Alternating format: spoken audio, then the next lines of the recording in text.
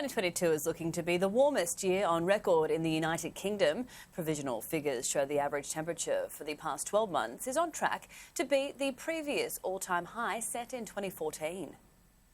2022 was a year of weather extremes in the UK, likely, according to the Met Office, to have been the warmest on record.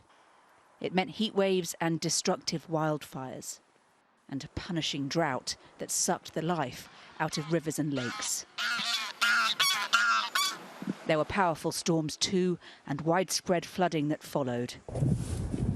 The end of the year brought a cold snap and a deep freeze. Not all of this was driven by climate change, but much of it was.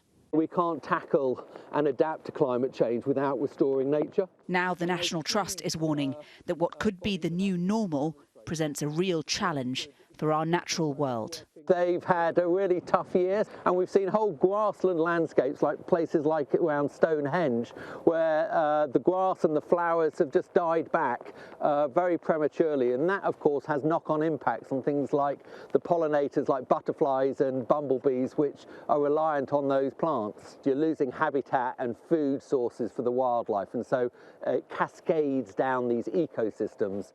Among the species that suffered were bats who couldn't cope with the extra heat.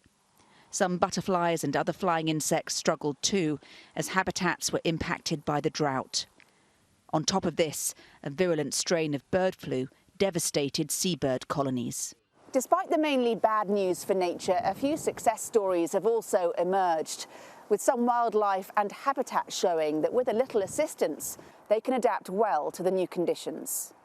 That includes these beavers, benefiting from a project to protect their wet woodland habitat in Somerset.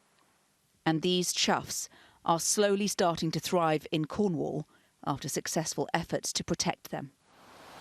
The natural world demonstrating both its fragility and resilience as our weather becomes more unpredictable and extreme. Hannah Thomas-Peters, Sky News.